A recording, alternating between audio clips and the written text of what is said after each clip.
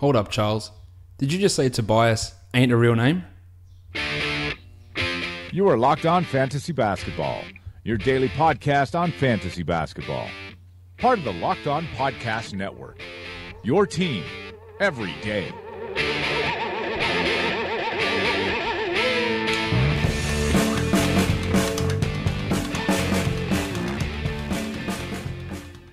Hello and welcome to the Locked On Fantasy Basketball podcast brought to you by Basketball Monster. My name is Josh Lloyd and as always you can find me on Twitter at redrock_bball. We got lots of action to talk about. We have got 2 games from Thursday, but a lot of interesting stuff happening, and then a big 11-game Friday. So let's get to it. Shout out to the bloke who also told me that he has memorized my opening intro to every show and thinks I should change it up. It's just a habit, mate. I don't think I can even change it up at this point. Maybe I'll try something new, but it's just what rolls off the tongue, just the way the show goes. So shout out for you for memorizing that part of the show, and I'll try to throw something in there, but I reckon it'll throw everyone off if I do it. Let me know your feedback on my opening intro, whether it needs some different words thrown in there or not. We're going to talk about all the stuff that did go down on Thursday. There were only 2 games, but still lots of interesting things that did happen, and then a monster 11-game Friday for us to talk about. Let's start off by giving the monstrous line of the night.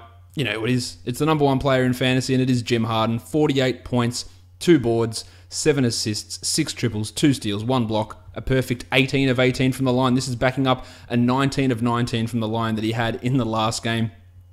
12 of 22 from the field. As I said, he is the number 1 player in fantasy basketball, averaging 32, 5 and 10, 4.5 triples. His rebounding numbers are really down this year, though, and he was the number 1 player last year, and he is still the number 1 player this year, despite averaging almost 4 rebounds fewer per game. He is scoring more points this season. Chris Paul returned. He played his 20 minutes. Harden still did his thing. We still don't know exactly how it's going to work in the full 32 minutes that Paul's going to play, but Harden's doing everything he wants to do, pretty much, and it's going to be the other guys who lose ball handling responsibilities, Eric Gordon, Trevor Ariza, those sort of players, Ryan Anderson, and Harden and Paul are just going to pretty much run everything for this team. So Harden was slipping to pick 6, pick 7 in some leagues, which was bananas to me. I had him projected as the number 1 guy heading into the season. To me, it was him or Yanni that you took at pick number 1. And it's worked out pretty well so far if you did happen to have one of those early picks. But you could get Harden, he could fall outside the top 5 pretty comfortably. This might drop. I would imagine some of this is going to drop off, especially the fact that he's averaging 32 points this season. But this is Jim Harden. This is what he does. This is what he did last year. This is what he did almost pretty similarly the year before. He's been fantastic. He's been ridiculous. And he has been now consistently for the past 4 or 5 seasons, an absolutely elite fantasy option, and it's not stopping anytime soon. The waiver wire line of the night, Gregory Monroe. What the hell? Literally less than 24 hours ago, it was likely that he was going to be medically cleared, but people around the Suns were, well, he's going to be cleared, he's going to be in uniform, but we don't think he's actually going to step on the court and play. The Suns, when they acquired him as part of the Eric Bledsoe deal, they were looking to either trade him on immediately or buy him out, and he had 0 future in Phoenix. He still might not have any future in Phoenix.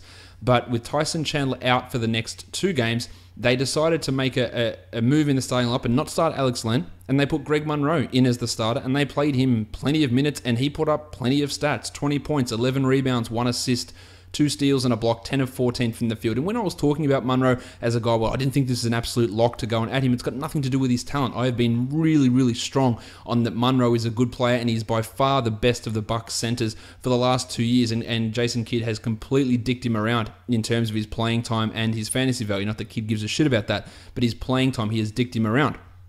It was more the motivations of the Suns. Will they play this guy at all? I don't think so. They don't want him to be around. They want to buy him out. They want to trade him. What is the point of them having him? But he came in true Suns fashion, whatever the common sense option or whatever is likely to happen, the opposite will happen.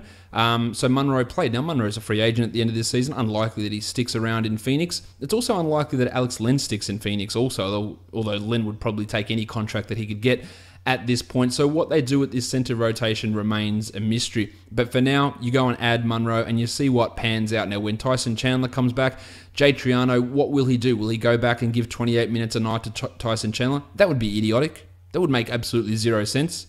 Now, none of these guys are part of the future for Phoenix. Dragan Bender, he just might be the future. Who knows? But we wouldn't want to extend him and play him any minutes.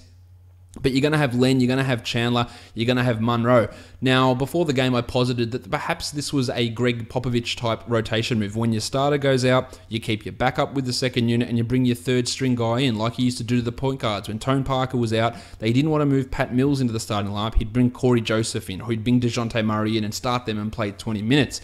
And Triano talked about the lack of chemistry between Alex Len and Marquise Chris in that starting lineup. So he wanted to put Len into the second unit. Could have also put Chris in the second unit because he's terrible. But that's what he wanted to do. Move Len to have that Len-Bender combination coming off the bench and start Monroe. But Monroe played all the minutes, played 26 minutes, way more than Len, much more productive, and clearly the best center on this roster. I don't think there was any debate about that. So you go and add him now. Chandler's out for at least one more game. But then when Chandler comes back, what happens? Where does this go? Do they just take Len completely out of the rotation?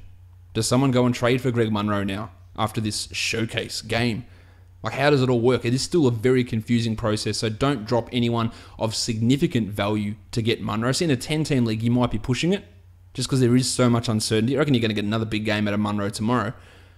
But what happens after that? Do they all go and play 18 minutes a night as the three-string center combination?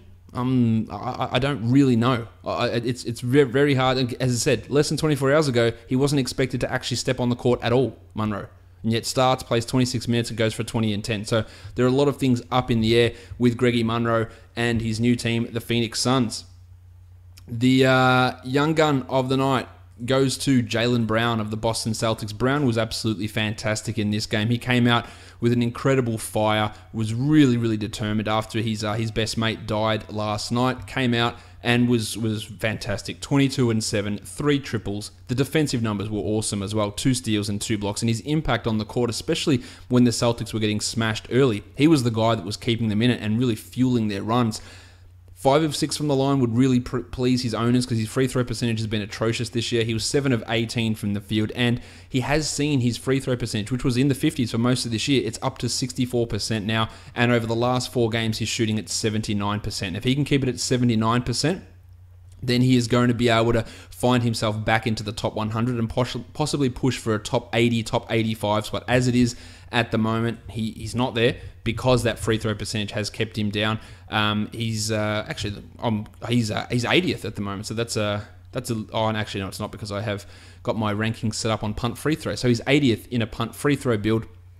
Let's just refresh that and see where he comes up in a non-punt free throw build. I'm sure he's outside the top 100. Yeah, 137th. But if he gets those free throws back in action, well, there you see he can become that top 90, top 80 sort of a player in that type of a setting. So even though his numbers weren't looking awesome in terms of overall rank, and overall rank is a terrible way to really judge anything in terms of team build or structure, anything like that. It's about the individual numbers, and we hope that those free throws were going to come up. And now that they have come up, it's going to make his numbers look a lot better. But it was a massive, massive performance for Jaylen Brown. I have been a bit skeptical of some of his talent, and we've not necessarily his on-court talent because he convinced me of that last season, more his fantasy abilities. But tonight was a real showing of what he can do with blocks and steals, and he needs to get those numbers up. His assists are absolutely atrocious. That's something that might come with time also. I don't think he's really ever got top 30 upside. He might be able to put together a couple of top 60, top 50 seasons, but top 30 I think is probably pushing it for him, but he has been absolutely stupendous for this Boston Celtic team.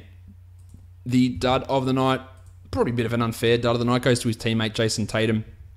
On a night when only 2 games are on, you only got 40-odd players actually playing. Yeah, finding someone who had a poor performance who's over 70% owned, which is my usual cutoff for the dud of the night. It's not easy. He had 12 and 4, wasn't his best night. Did go 8 of 9 from the line, hit a couple of clutch free throws late to get the Celtics the win. 1 steal, 2 of 5 from the field, only 5 free throw attempts. Wasn't his best night, very, very obviously.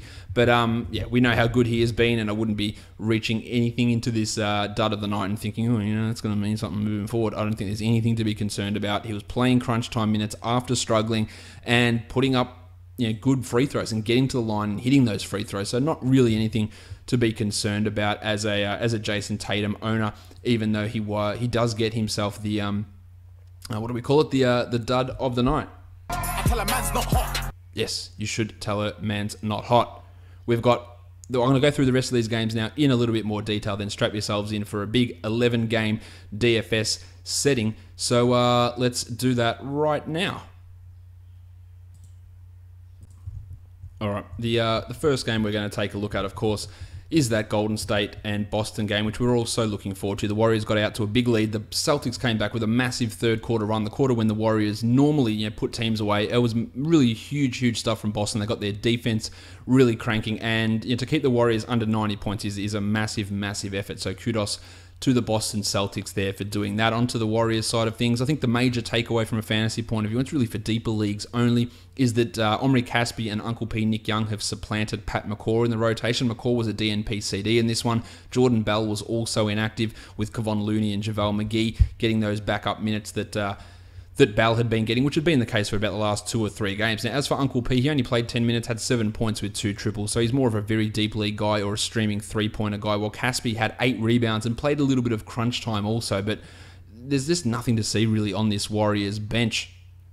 Steph Curry did not shoot well at all. He was 3 of 14, 21% that is, 9 points only, but 6 rebounds, 5 assists, 4 steals, and 2 triples. And you hear me talk about it all the time with players who have their value predicated on good shooting. And if they can't do anything else, what happens to them from there? And Kyle Kuzma is an example that I have used with that. But with Curry, he has a shit shooting night, but he still adds 6 boards, 5 assists, 4 steals, and still gets some of that fantasy value going. So it's not a complete and utter disaster when that does happen for Steph. So that's always good news. Durant had 24, 3 and 3 with a pair of blocks, while Draymond had 11, 8 and 5 with a steal and 3 blocks there also. Well, Clay had his first unassisted three-pointer for the season, which is a remarkable number. He also shot horribly, going 5 of 18, 13 and 7 in total for Clay. Onto the Celtics, Al Horford was really good again. His rebounding has just been so good this season, 18 and 11. His shooting's out of control. Big numbers for Horford, and he's been a real steal in fantasy drafts. Kyrie took the mask off after halftime. He had 16, 5 and 6 with a triple one. Got to the line, much like Tatum, late, and hit a few of those free throws. Didn't shoot particularly well, while Marcus Morris started again and had 12 and 4, a steal, a block, and 2 triples. Now, people look at that and go, hey, it's all right. I'm just not a big Marcus Morris fan. I don't think he's got very big upside at all. He's currently shooting at a career-high true shooting percentage with a career-high usage. I think both of those things are bound to... And he's still the 120th ranked player. I think both of those things are bound to come down. And that's going to render him as just a very low upside 14-team league guy. And I wouldn't be owning him in 12-teamers. Same to go with Terry Rozier. 21 minutes, 5, 2 and 2. And Marcus Smart. Everyone wants to kill Marcus Smart. He is a dreadful offensive player. And that is, you couldn't be further from the truth. He is a horrendous shooter. There is no one denying that. He was 0 of 7 for 1 point. But he is not a horrendous offensive player. He is a very good passer. He sets screens. He knows positioning. He knows spacing. I think he had the highest plus-minus on the entire team for a guy that scored 1 point. His defensive ability is out of control. Someone on Reddit said today, I'm worried about Marcus Smart. I think he might lose all of his minutes and be out of the rotation completely. And that is the most bonkers thing I have heard. That is as ludicrous as it gets. Now, you can hate his shooting. But if you drafted Marcus Smart, as I said yesterday, or the day before it was, if you drafted him going, yeah, you know what, I think field goals, he might go 45%. Like, I'm not going to say you're an idiot, but mitigate the risk. You knew he was going to be a bad shooter. Even today, 1 point, that's bad. That's a bad point situation. 0%, pretty poor. 7 boards, 3 assists, 2 steals, 1 block. There's your numbers. That's what Marcus Smart brings, and that's the value that you get out of him. Now, if you're not punting field goal percentage or everything else is strong, then what are you doing with him? Get rid of him. But to say that he shouldn't be in the rotation at all is as ludicrous a comment as I've ever heard, and he still has fantasy value. The points, they do need to go up. The field goal percentage, I'm pretty sure it's not going to stick at 25%. I'm pretty confident with that. Much like I was confident that Tim Hardaway wouldn't continue to shoot at 21%. Less confident with Smart, but I'm still pretty confident he won't stay at 25%. And the most important thing you want out of that is the fact that his points might go up to 11 a game, and that gives him that extra level of value there also. Let's crack on to the second game of the night. It was a disaster, really, this game. The Rockets scored 90 points in the first half, which is absurd. We talked about Jim Harden already. Chrissy Paul returned, 21 minutes for Chris, 11, 4 and 10, 2 steals and 2 triples. What more do you want? He's going to play 20 minutes again on Saturday. Probably won't have as easy a run of getting the 10 assists there, but he'll be productive, and then you're ready to go. Your pick that you got in the start of the second round, end of the first round, I think him and Jim are going to be pretty fine together. I think they're going to work well, and I think you're going to get those, 8. I think you're going to get 8 to 10 assists from both of those guys most of the time. Paul's scoring might go down a bit, but some of those worries we had in the preseason or after game 1, hopefully this gives us something to balance that out with, because it's not like we had a large sample size of him sucking with Harden. Now we've got one game of him being really good, so that's good. Ryan Anderson, 24-4 with 6 triples and a block, one of his better games, but don't get sucked into adding him. He is ridiculously owned in more leagues than Taurean Prince. I'm going to keep harping on Taurean Prince's ownership percentage. That is stupid. There is no reason for that to be the case. Luke Marmute pulled out with an illness this one, so PJ Tucker played 33, 8 and 9 with 3 steals, a good night from him, while Ariza had 11 and 6 with 3 triples also, and Eric Gordon moved to the bench and played only 26 minutes, 13, 2 and 3. Your sell high window on Gordon is clearly shut. 2 blocks and a 3. Don't be surprised if you get to February and Gordon is not a must-own guy in 10-team leagues. Don't drop him by any stretch just at this point, but don't be surprised if that actually is the case. Shout out to Joe Chi for having 2 blocks in his 8 garbage time minutes. Onto the Suns, where they are a disaster. Marquise Chris is just a horrendous basketball player. He played 16 minutes. He had 3 fouls in his first half, which was 5 minutes only. He did have 3 blocks, so he can put up stats. There is no one who ever denies that he can put up stats. He is just a bad basketball player. If you want to drop him for Monroe, I can totally understand that. I'd be okay with that. But again, as I talked about earlier with Monroe, who knows how this is all going to break down with him and how the Suns are going to run things with that center rotation. They ran some interesting lineups here. Devin Booker at point guard. That gave Troy Daniels more minutes. 26 minutes for Daniels. He hit 7 triples for 23 points. He is sort of in the mold of the Duke Wayne Ellington, who can come in and give you those 2-3 threes a game, especially when Tyler Ulis and Mike James continue to suck.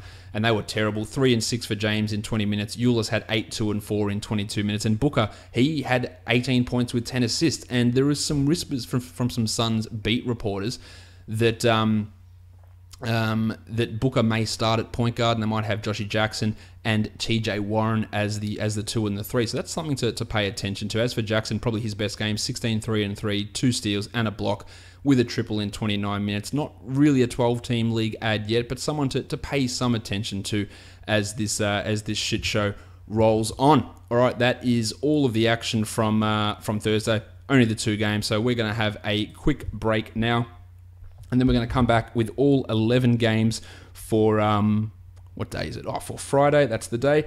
I'm just trying to find a good song to play here. All right, let's do this one. It is by Ned and the Dirt, and it's called We Scream Party. And then we'll be back to talk some DFS for Friday.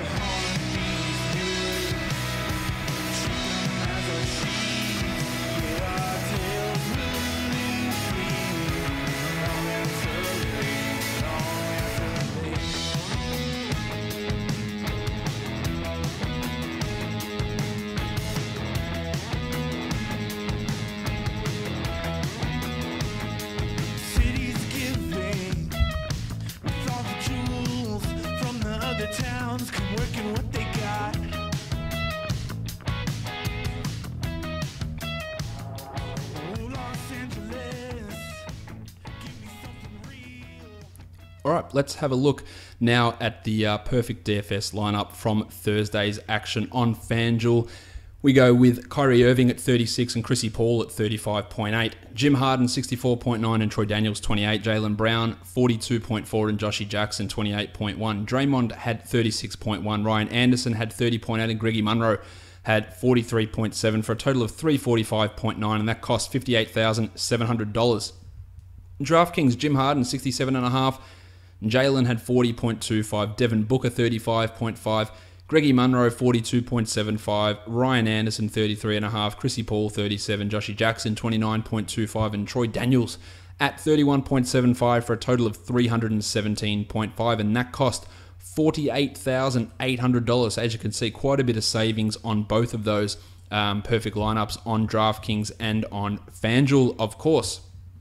All right, let's go into these games, 11 of them for Friday. The first one is Miami traveling to Washington. The Wizards are favored by 4.5, and the total is 208.5 points. Let's talk point guards here. Tyler Johnson's been getting some extended minutes, over 30 minutes a game in the last three. He's at 4,600, and he's averaging 23 points in those last three games. That 4,600, does he actually have the reliability to use at that salary, or does he have the upside? I would say, yeah, he's got a 30-point upside, so I'd look at him as a GPP guy, but I wouldn't feel strongly about him in cash. Whereas on the other side, Johnny Wall at 9,700, I think you're getting 46, 47 out of him, pretty much guaranteed here, so I do like him for cash. The Iron Shoulder's also a strong cash play at 6,700, of course. That is Goran Dragic. At shooting guard, Dion Waiters is at 59. Throw him in a tournament, but I don't love that, while Bradley's Beal at 77 is a really strong play for both formats. The Duke is always a GPP option. Wayne Ellington, minimum salary, can go off, a bit like Troy Daniels didn't hit those 5 or 6 triples, so have a look at him. At small forward, Joshy Richardson's at 46. Really tough to recommend him at this point. We know that he can stuff the stat sheet, so that does give him 35, 40-point upside, but the form is just not there. The shots aren't there, and that is tough at 4,600 with him.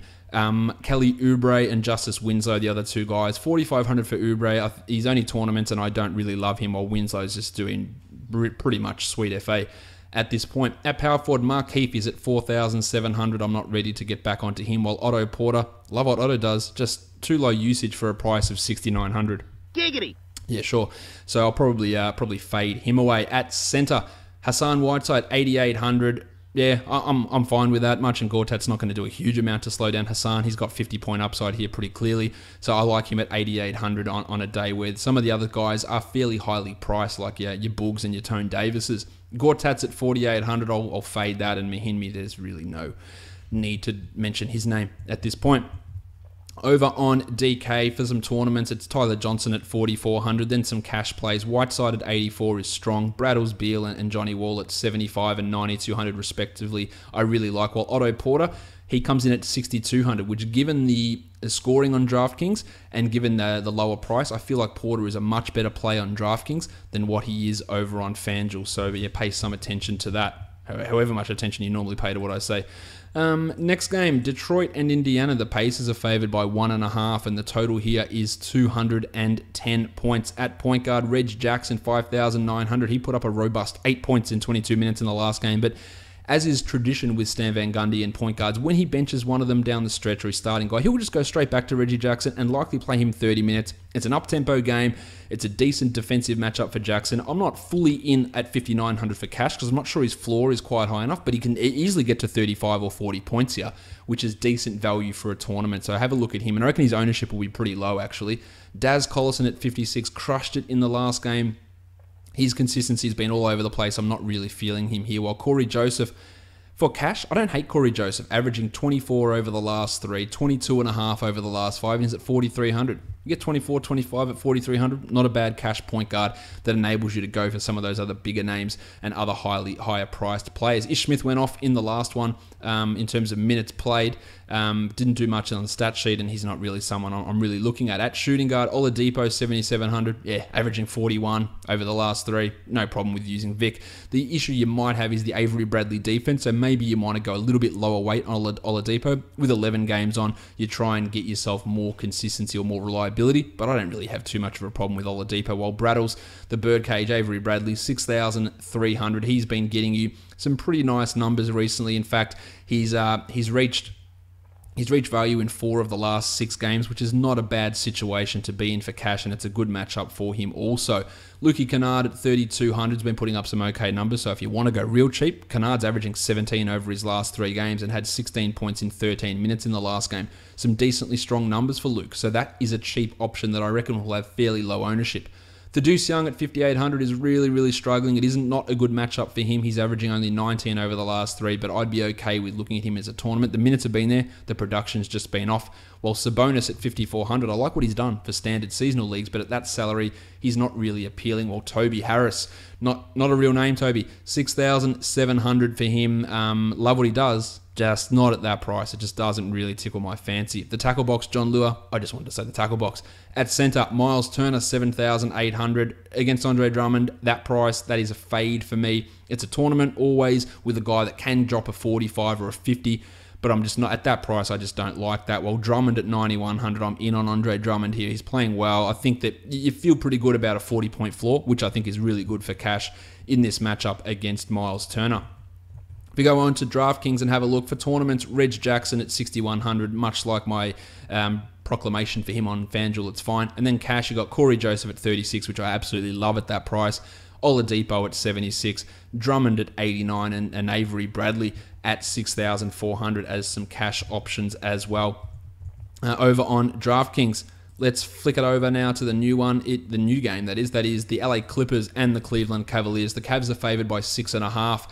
And the total here is 223, so a pretty decent total. The Rooster, Danilo Gallinari, has been ruled out, while Pat Beverly is doubtful, so you don't expect him to play. Derrick Rose is also questionable in terms of his basketball talent, and he's also questionable to play with his ankle. I don't think that Rose will play, and you'll get more Iman Shumpert, but if Rose plays, I'm not really interested in him anyway.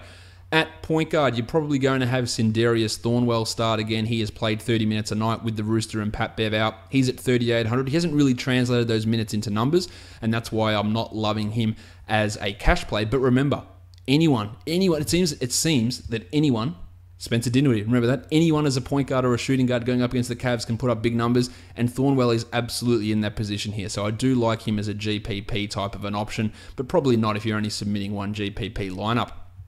And Jawan Evans in a similar boat, 3,800, probably doesn't have the same path to minutes as Sindarius, but he is a guy that can go out there, quickly rack up steals, hit some threes, and get some points. So at 3,800, there's a chance for him to get 25 or 26, but it's a very low chance. Lou Williams, his salary has gone through the roof, 7,700 to Lou, but as we said, guards against the Cavs, it's almost a guarantee. He had 61 in the last one, Lou. That is a massive, massive number, averaging 36 over his last 5, and I'm fine to go back there. Austin Rivers at 53, really, I respect Austin Rivers a lot. I've said this a lot, but he just doesn't do much fantasy-wise. I'm not feeling it. While the plumber, J.R. Smith at 4,400, I actually think it's all right. Even for cash, I would consider the plumber an option there. Kyle Korver's a GPP guy always, and Dwayne Wade and Iman Shumpert, not really loving that. Although Shump at 3,400, if Rose is out, yeah, I could see that as an option. At small forward, Wes Johnson at 3,800. Played big minutes the first game with the Rooster out, but after that has struggled, and really not too much to see there. While LeBron at 11,400. LeBron James. Yeah. I feel all right about LeBron getting a 50 here, which at 11.4 is not quite where it needs to be. But if you've got some of those cheaper guys in and they work out, then LeBron is totally fine as a cash play. At power forward, Blakey Griffin's at 8,600. In on Blake here, I really love that price for him. While Jay Crowder at 39, that doesn't really get much cheaper for Crowder. Absolutely in your player pool for tournaments, but I cannot recommend him with any sort of confidence. While Jeff Green at 38. My name is Jeff. Yeah, pretty similar. I'm really not feeling too much from Jeff there. At centre, DeAndre's at 7,000. In completely. Kevin Love at 7,400. Actually really like Kevin Love at 7,400. Even though the minutes have been down, I think he can go out there and drop a 35 relatively comfortably. I think he's worth a look. And the other guy to have a look in your GPPs is Channing Frye. Ty Lue's come out and says he needs to play Frye more. He's got him 20 minutes or so in the last couple of games and closed games for Love. So maybe you want to look at those two guys as alternates. You set up one GPP with Love and you set one up with Channing Frye to see how it goes. But Frye had 23 points at 3,400 in the last game, and that's obviously returning a decent level of value. On DraftKings, for the tournament options, you've got Kyle Korver at 36, the plumber, J.R. Smith at 4,300, Jawan Evans at 3,000, and Sindarius Thornwell minimum at 3,000. Really, really like that. For cash, there's Lou Williams at 66, DeAndre's at 68, which is great, and LeBron James is at 11,200 over on DraftKings. Really do like the spot there for LeBron, especially with the DraftKings pricing. New York and Toronto, the Raptors are favored by 8, and the total is 217 points here for the Landry Fields Bowl. Courtney Lee had to lead the last game with a butt issue. He will be fine to go, he said, and Norm Powell is doubtful. I would imagine that OG, or as Greg Ehrenberg suggested as his nickname, OG1 Kenobi, can come in there, and maybe we'll just call him the Jedi. OG Anunoby, it's a good name as it is. Let's just go with the Jedi. So, Greg, I'm giving you partial credit for that nickname, but I'm going to go with the Jedi for OG. I imagine OG starts in this one. He played 30 minutes in the first start, and then on the back-to-back, he saw limited minutes. This won't be a back-to-back, so I imagine his minutes go back up again, and the Jedi becomes an option, assuming that Norm Powell doesn't go, which is the way it's looking at the moment. Delon Wright, dislocated shoulder. No timetable. They've ruled him out for this game. Thanks. The last time he dislocated his shoulder, he was out for 4 months. I'm expecting this to be months, not weeks for Delon. I could be completely wrong, but I feel like if you're re-dislocating the same shoulder, and there was always fears about it, you're going to be missing plenty of time. So Freddie VanVleet, deeper leagues, you want to go and have a look and add him in the seasonal formats. And here, VanVleet will play backup point guard. He'll also play backup shooting guard alongside Kyle Lowry, especially with Storm and Norman Powell out as well. So some interesting minutes for VanVleet. So at 3,300, really, really hard to not like him. It is. I'm not totally locked in on him in cash, but I think you could lean that way. But I do like him for tournaments. Jarrett Jack at 36, I can't say really much positive there. While Frankie Ntilikina at 4,200, the steals can always get it done for you, and the assists. He could have 8 assists, 5 steals, and that's pretty much return value straight away. But I'm not really loving him as a massive upside guy or as a solid floor player. DeMar DeRozan, 8,000. Book it, cash, love it, absolutely love that. While Timmy Hardaway's at 6,800, he is crushing it at the moment also. If I'm going one of those guys, I'd like to spend up for DeRozan, clearly.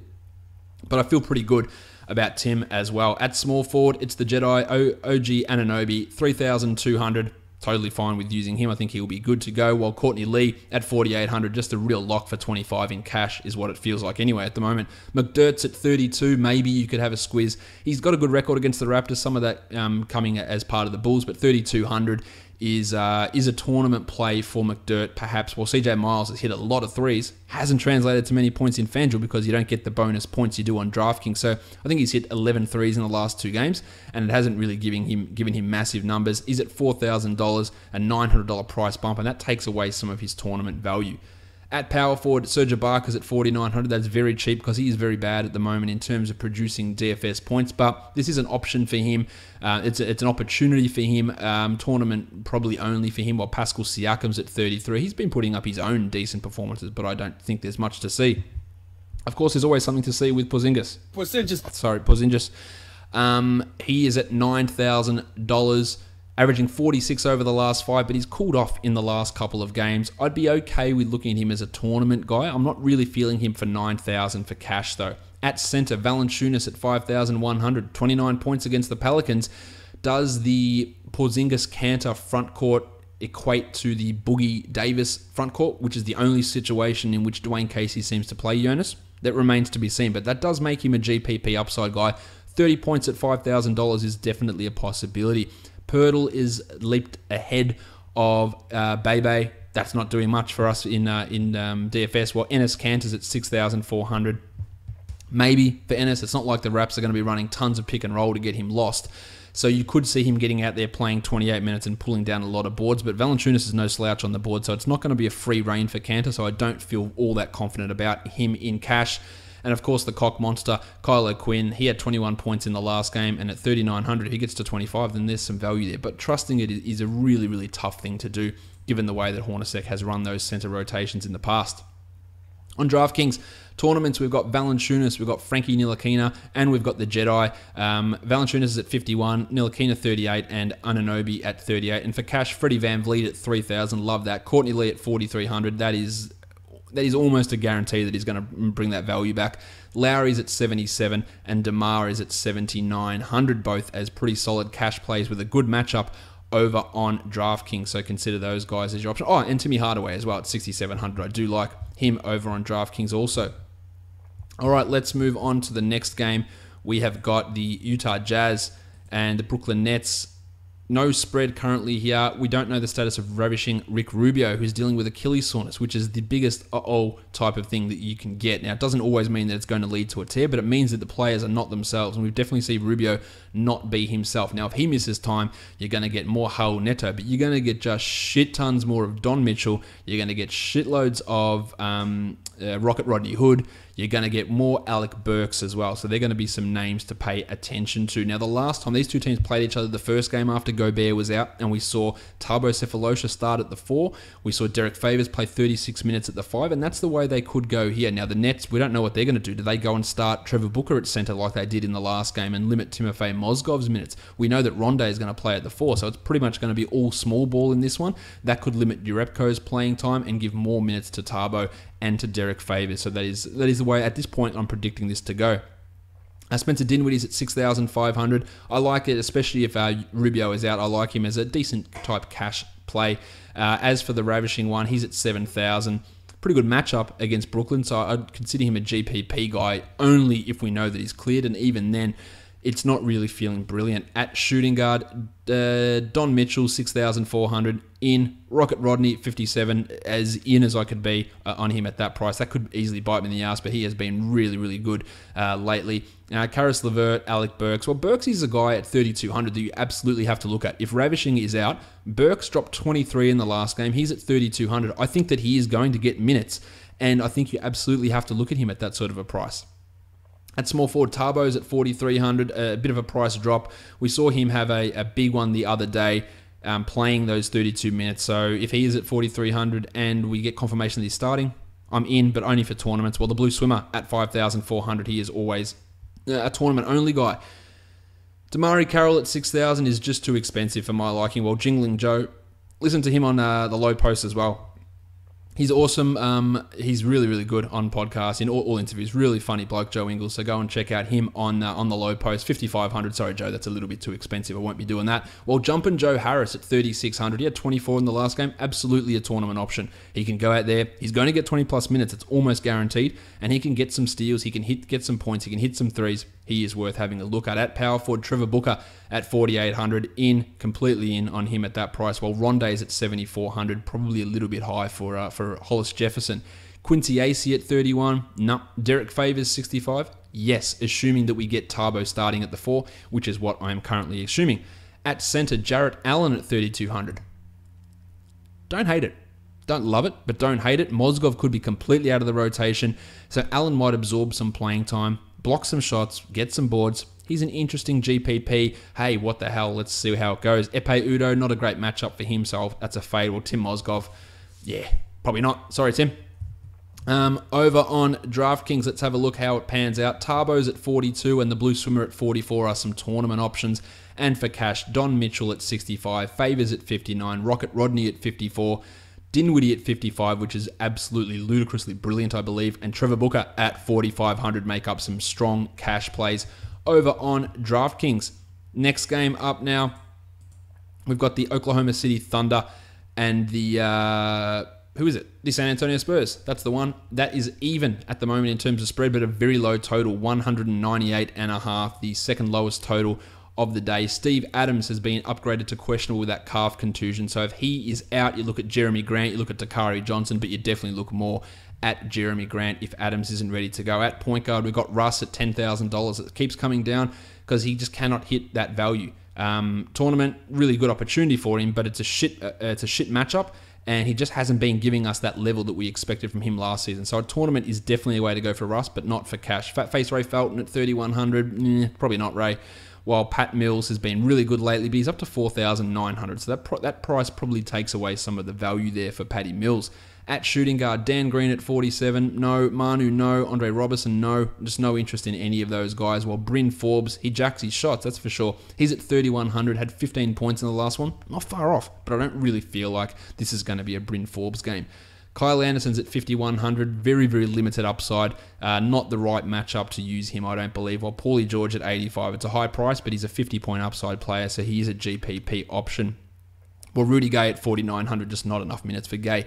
Unfortunately, at power forward, Mello's at 6,500. I am in on Mello. I think that's a cash play. I think 30 is almost a guarantee for him. While LaMarcus Aldridge at 83, probably just a little bit too high, especially against the Thunder team with a slower pace and a good defense. I think I will fade him. But I do like Jeremy Grant at 4,500, especially if Steve Adams is out. At center, you got Adams at 6,200. I will fade him. While Pau Gasol at 5,900. I am looking at Pau as an option for sure here. He's got a good record against the Thunder. He does play well against Steve Adams. I think he is worth a look at 5,900. Laverne at 3,000. Nah, we're good. Thanks, man. All right, over to DraftKings. No real cash options that I like on DraftKings. A lot of GPP options. Jeremy Grant at 43, Mallow at 68.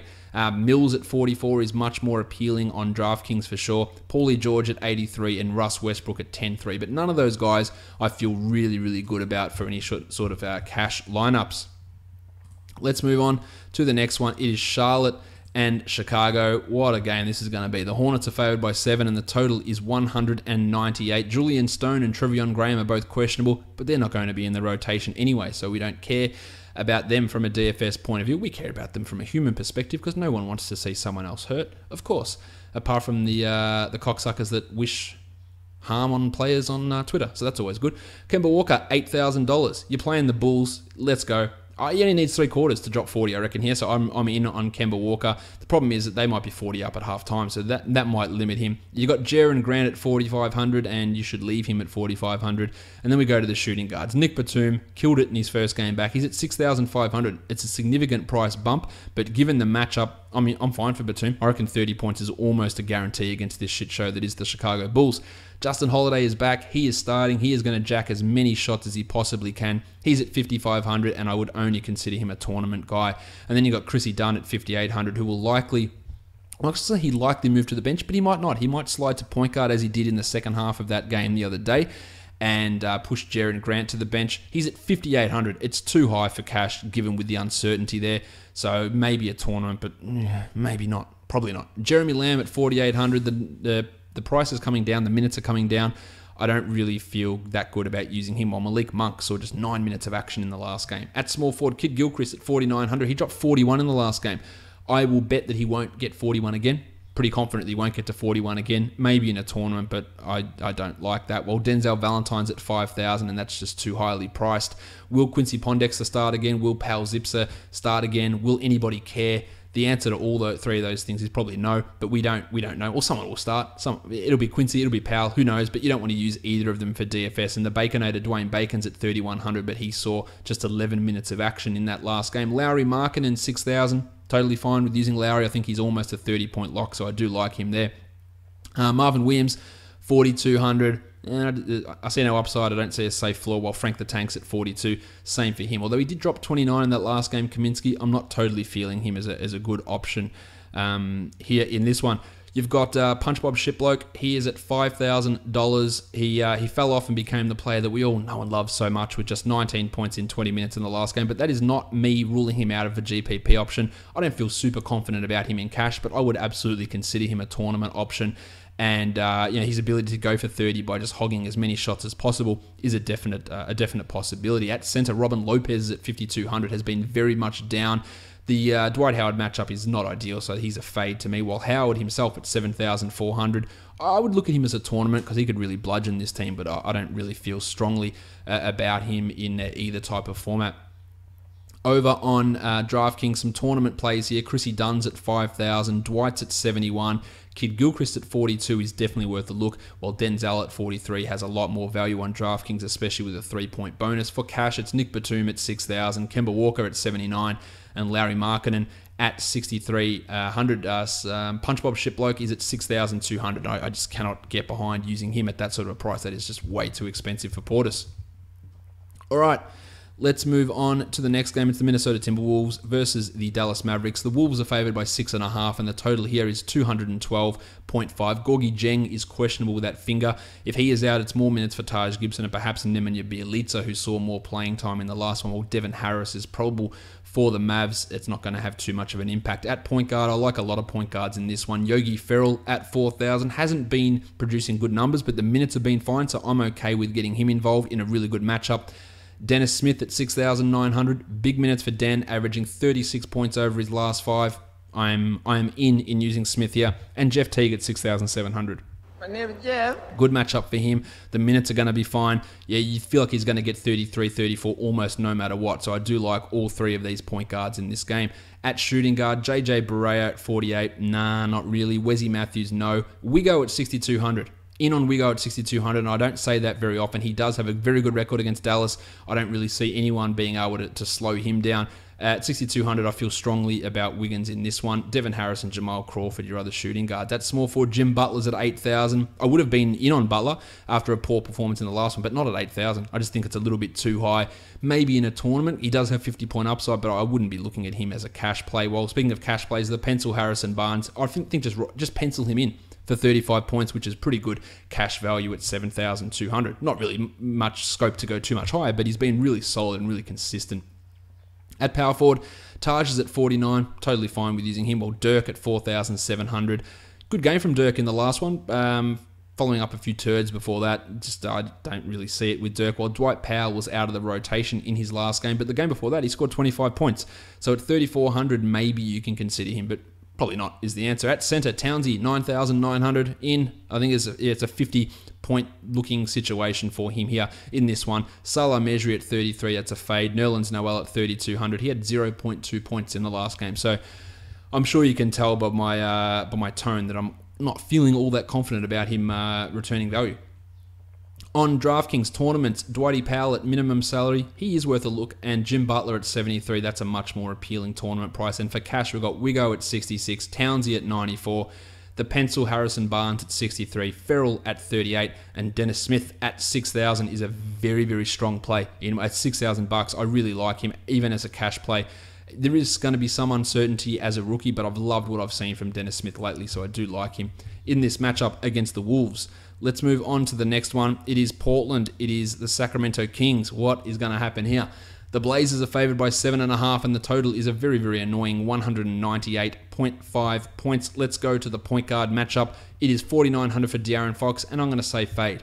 It is Georgie Hill, who is at 4,300, and he's put up 20 points in each of the last two games, so I think that there is definitely some GPP upside for George Hill here. And then Dame Lillard at 95, he got a 50 by three-quarter time, so I am fine with using Dame Lillard at 9,500. Shabazz Napier also looking pretty strong lately with a 17-point average over his last five, including 33 in the last one, but his price has jumped up to 3,900, so it does take away a little bit of the value there.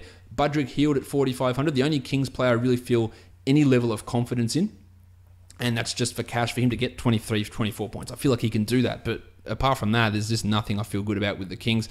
CJ McCollum is at 7,300, and I feel like that is almost a lock to come true as well. Bogdan Bogdanovic, Garrett Temple, no. At small forward, Justin Jackson's getting the minutes, not really doing much with him, but at 3,100, you could do a lot worse than putting him into a tournament pool, while Evan Turner has seen his play drop off, and Mo Harkless wasn't at a high level to drop off from. At power forward, Scal, 3,700. I don't know. Is that how much you have to pay Dave Yeager to get this bloke into the game? I have no idea what to do with him. Of course, you can't rely upon him in cash because nimble-footed elite defender Zach Randolph has to be out there. He's at 5,000 Zebo. I would not be looking at either of those guys. Neither would I look at Caleb Swanigan, who may start or may not. Ed Davis or Noah Vonleh. Just no real value in that power forward spot. At center, I love Yusuf Nurkic here. It is as good as matchup as you can get. I think his ownership will be low based on his recent form, averaging 27 over the last five, but at 7,700, I am totally in there. Willie Cauley-Stein, I don't see how you can have any level of confidence. Same with Costa Koufos. Let's swing it back over to DraftKings. Tournament option, Georgie Hill. And then for cash, we've got Budrick at 52, Dame Lillard at 89, which is really good. CJ McCollum at 69, which is giggity. Yeah, it's giggity, but it's also good. And Nurkic at 7,000 as a cash play is also something that I feel pretty good about.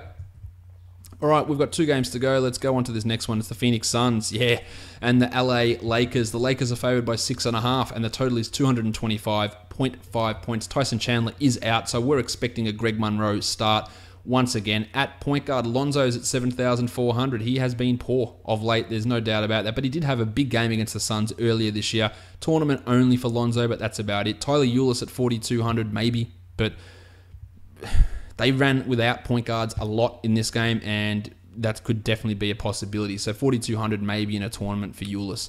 At shooting guard, Jordy Clarkson at 51. He's going to shoot. We're well aware of that. He had 41 in the last game. I think that's almost as locky as it gets. 5,100 for Jordy Clarkson. Kentavious Caldwell-Pope at 53 is probably a little bit higher, though his numbers have been okay lately. I don't feel super confident about it. Well, Devin Booker at 76. I'm in on Devin Booker at 76. I think that's a strong cash play also. Troy Daniels went bananas today. He's a minimum salary guy, so in a tournament, But if you're expecting him to go back-to-back nights with 7 triples, I reckon you'll probably leave disappointed. Joshy Jackson at 33, in on a tournament. Again, there's a legit chance that he starts and he replaces Tyler Ulis in that starting lineup. So keep an eye out on that. Ingram at 6,200 had a massive game against the Sixers. Don't feel confident enough to go with him in cash, but in a tournament, in a really good matchup, absolutely worth a look. While TJ Warren, Tony Warren Jr., 7,500.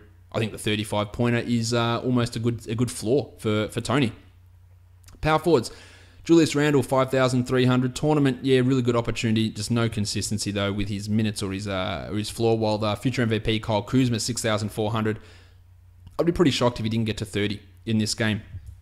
Chris, Bender, save your time. That's not completely fair. They're both... Actually, Chris does have some GPP upside. In the 10 minutes that he played today, he did have 3 blocks. He's at 4,500, but he is just as idiotic a player as it comes. At center, Greggy Monroe, 3,700. Let's bang it. Just literally just smash it like you'd smash your TV watching Stephen A. Smith. That is how hard you need to smash that. 3,700 for Greg.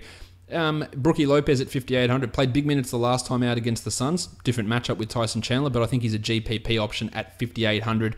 So that's something that is worth paying attention to. While Alex Len at 5,000, don't really feel great about that with Monroe taking all his minutes. Over on DraftKings, GPPs, we've got Ingram, we've got the future MVP, we've got Tyler Ulis, Randall and Brook Lopez. And then for cash, let's go with Devin Booker at 7. Actually, I'll give the prices of those guys. Ingram 63, Kuzma 67, Ulis 42, Randall 51, and Lopez 55. And then for cash, 4,100 for Greggy Monroe, 5,100 for Jordan Clarkson, Tony Warren Jr. at 6,500, and Devin Booker at 7,800. All right, let's go through this last game now. It is the New Orleans Pelicans and the Denver Nuggets. The Nuggets are favored by 4.5. The total is 216 points. Gaz Harris. And for all of you who are fans of that drop, Matthew Wade has been dropped from the Australian Test team for the Ashes, which are about to start. So we're not going to have any more nice Garys coming out of Wadey's lips on the Australian cricket team. So I know all you Americans are absolutely devastated that Matthew Wade won't be going out there. But for the Australians in the room, at least we might have someone who can actually catch a ball. That's generally a qualification. Unfortunately, the Australian cricket selectors get all their management tips off Vladdy Divac and Garpax, so the replacement is a guy who's not even a wicketkeeper for his own state. But I digress because you have no idea what I'm talking about. Just say a few quick words for the demise of Nice Gary. Nice Gary! But the drop will continue. He's likely going to go, while Tone Allen is questionable. Now, 2 of the last 3 games that Tone Allen has missed, his minutes have been taken over by Sheck Diallo. So that's a possibility. Otherwise, you're going to see more Darius Miller, maybe a bit more Ian Clark as well.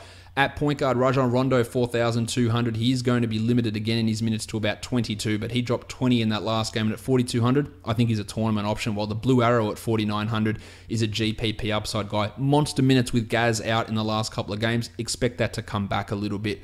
Drew Holiday at 6,200. I feel pretty good about him in cash. He looked good in that last game playing off ball. Yeah, I'm not overly worried about him being stifled too much here by Denver. Manny Moutier, Jameer Nelson. Jameer Nelson revenge game? Maybe? No. Cool. Shooting guard, Gaz, 5,800. I'm going to fade that. Farton Will Barton, 6,200. Lots of minutes, but at that price, with Gaz back, I think that's probably a bit of a fade for me also. While Etuan Moore is not really getting it done. Wilson Chandler, old baby neck, 4,600. Big game in the last one. I reckon that probably won't happen again, so let's pass there. Dante Cunningham, Darius Miller, Tone Allen, not a lot of appeal. At power forward, Paulie Millsap, 7,200. I like it for a GPP, but the Cousins-Davis front court is a concern, as it is always. As for Davis, 11,000. I'm not looking at Davis as a cash guy here. Millsap's a good defender. I think Davis is a tournament type of a guy. At center, Nikola Jokic, 9,300. I'm fading that. I do love Jokic, you know that, but against Boog, that's a real problem for him. As for Boog, 11,600 in. I think it's a 60-point opportunity here for Boog and a really, really good spot. And I would take Boog over Davis and over Jokic on this slate. On DraftKings, some tournament guys. Rondo's at 44, Davis is at 10-2, the Blue Arrow is at 47, and Jokic is at 81. So I'm much more interested in Jokic at 8,100 over on DraftKings, but I'm still not looking at him as a cash guy. For cash, Boog 10-9, and Drew Holiday at 6,500. That gets it done for me. Let's have a look at the Yahoo values for tournaments. The Blue Swimmer, Alan Crabb, the Jedi, OG Anunoby, Michael Kidd-Gilchrist, Denzel Valentine, Tyler Johnson, Yogi Ferrell, the Plumber, J.R. Smith, Chrissy Dunn, Tabo Cephalosha, the Blue Arrow, Jeremy Grant are some decent tournament options, along with Jonas Valanciunas and Nikola Jokic as well on Yahoo. For cash, we've got Townsy, Blakey Griffin, Andre Drummond for some cash options. Just scrolling up to get the rest. Jordy Clarkson, Don Mitchell, Rocket Rodney Hood, Ulyss, Lou Williams, Greggy Monroe, Courtney Lee, Freddie Van Vliet, Trevor Booker, and Spencer Dinwiddie. Over on Moneyball, some tournament options. The Jedi, Alan Crabb, the Blue Arrow and the Blue Swimmer there, obviously. Tyler Ulyss as a tournament option over on Moneyball as well. Let's have a look at some cash plays. There we've got Greggy Monroe, Van Vliet, Lou Williams, Trevor Booker, Rajon Rondo, Jordy Clarkson, Nick Batum, and Spencer Dinwiddie. All those guys have got a massive opportunity to go for 7x value, I believe. Den Smith, Rocket Rodney Hood, Kyle Lowry, DeRozan, Griffin, Courtney Lee, Ingram, Oladipo, Johnny Wall, Townsy, Braddles, Beal. And then we finish it off by looking at draft stars, some tournament picks there. The Jedi, OG Anunoby, Sindarius Thornwell, Tabo Cephalosha, Denzel Valentine, Michael Kidd Gilchrist, Miles Turner, Brooke Lopez, Jumpin' Joe Harris, Jonas Valanciunas, Russ Westbrook. For cash options, Townsy, Griffin, The Plumber, John Wall, Lowry, Dennis Smith, Jeff Teague, Jordy Clarkson, DeAndre Jordan, Lou Williams, Rondé Hollis-Jefferson, the Blue Arrow, the Blue Swimmer, Tyler Ulyss, Yusuf Nurkic, Trevor Booker, Van Vliet, Spencer Dinwiddie, and of course, right up the top at 5,700 is Greggy Monroe. We are done. Hope you guys enjoy Friday's action. Enjoy the weekend of basketball. I'll be back to recap Sunday's action and preview Monday's games. Of course, you can find me on Twitter at redrock_bball. Go and find me there. Check out basketballmonster.com. And of course, check out lockedonfantasybasketball.com, where we've got two great writers, Adam and John, putting up articles over there. You can find the podcast housed over there as well. It's lockedonfantasybasketball.com with some great articles from John and Adam. Make sure you are checking that out. We are done here, guys. Thank you so much for listening, everyone. See ya.